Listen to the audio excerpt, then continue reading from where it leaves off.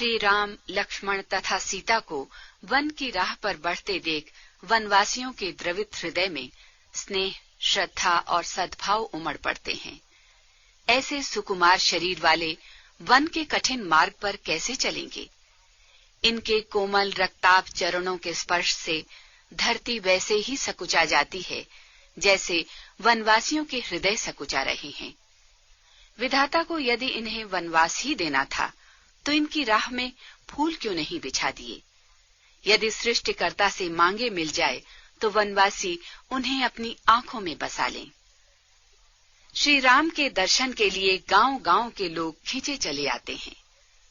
कुछ लोग ऐसे सुकुमारों को वनवास देने वाले राजा रानी को दोष देते हैं, तो दूसरे राजा की इस बात के लिए प्रशंसा करते हैं कि ऐसा करके उन्होंने राह घाट के लोगों को श्री राम के दर्शनों का सुअवसर प्रदान किया। धन्य हैं वे माता पिता जिन्होंने इन्हें जन्म दिया।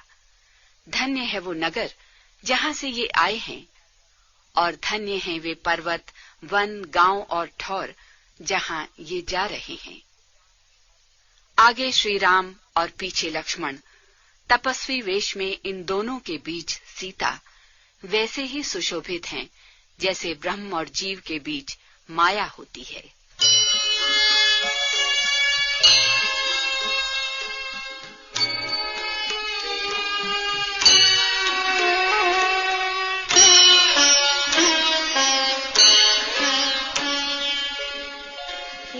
विधि कही कही वचन प्रिय, लेहि नयन भरी नीर। किमि चली हहि मार्ग अगम, सुखी सुकुमार शरीर।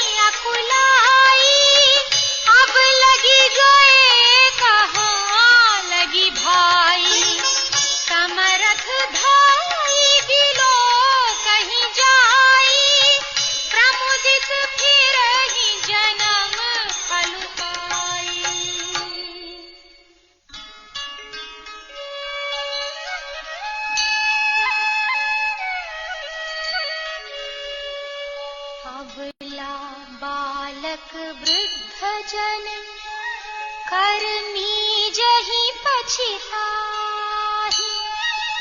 होहि प्रेम बस लोग इनि, राम जहाँ जहाँ जाहि।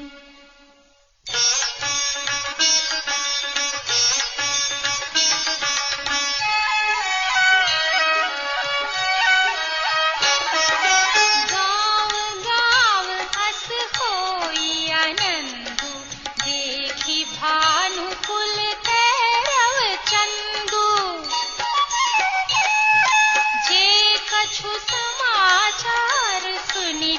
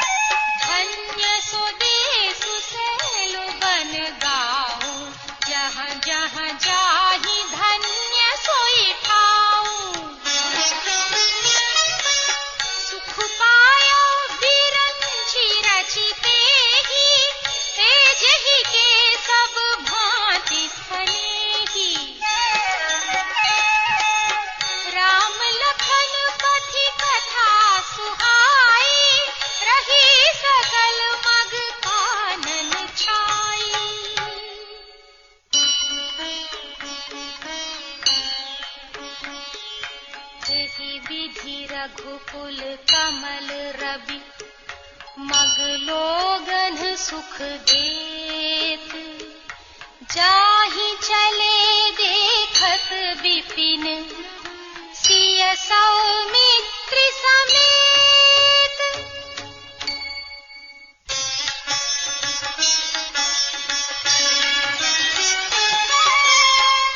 आगे राम लखन बने पाछे, तापस वेश विराजत आछे।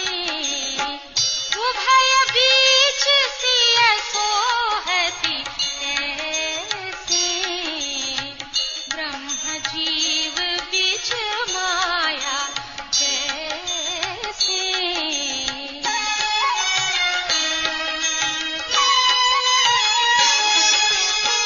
बहुरी कहऊँ छवि जैसी मन बसई, जनु मधु मदन मध्य रति लसई।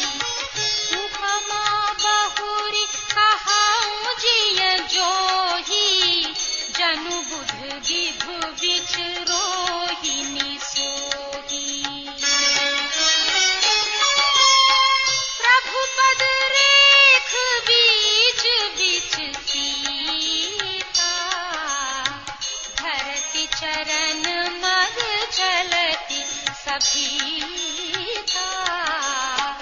सिय राम पद अंक बराए, लखन चलहि मगुदाहिन लाए।